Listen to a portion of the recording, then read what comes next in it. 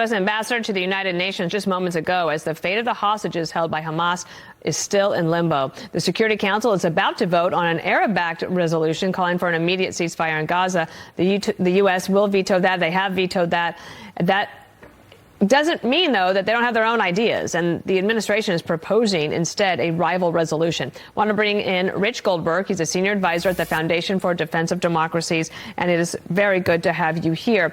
I want you to explain to us not the veto that we just issued, and because that was basically saying an end to everything, and Linda Thomas Greenfield saying that's unreasonable, we have hostages.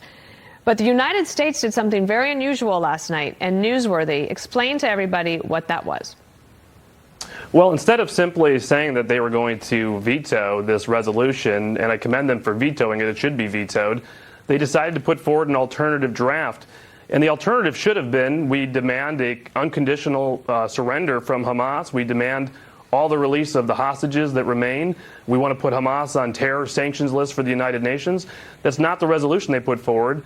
They put forward a resolution that contained a very important clause. It said, we call on Israel not to attack the city of Rafah in the southernmost area of Gaza, which is where basically Hamas is preparing for its last stand.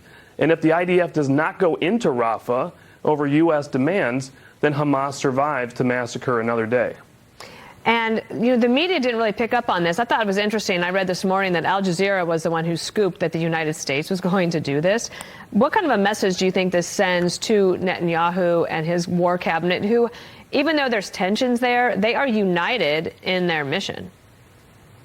Well, this is all a game of perceptions, and we're in psychological warfare in Gaza, not just actual warfare. When you think about Hamas holding more than 100 hostages still as leverage, 6 of them American citizens. And so just because somebody in New York thought it was good diplomacy to put forward a watered-down version of a bad resolution trying to triangulate evil and good, what it actually says to Hamas is America is putting massive pressure on Israel not to destroy you, that we, the United States, might hold Israel back from finishing the job. Now, if you're holding hostages and you're up against the wall and Israel is trying to sit at the table for negotiations to get those hostages released, why would Hamas have an incentive to deal if they believe they're about to be saved from the United States? So we are working against the hostage negotiations and, of course, undermining Israel on the battlefield by putting forward these kinds of resolutions.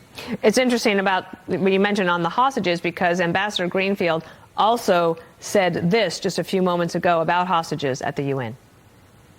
Demanding an immediate, unconditional ceasefire without an agreement requiring Hamas to release the hostages will not bring about a durable peace. Instead, it could extend the fighting between Hamas and Israel, extend the hostages' time in captivity, an experience described by former hostages as hell.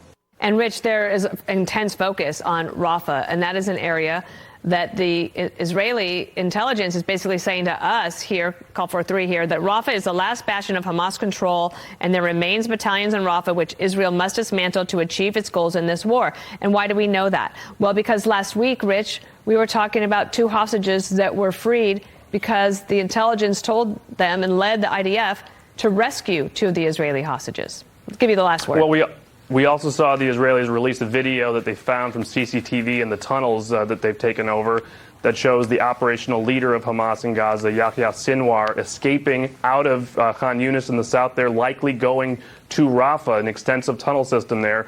So we have the command and control of Hamas now in Rafah for their last stand, an unknown number of hostages in Rafah. If Israel does not go in to finish the job in Rafah, Hamas does survive. Rich Goldberg, will follow you on X and elsewhere. Thank you for being on our show today. Thanks, Dana.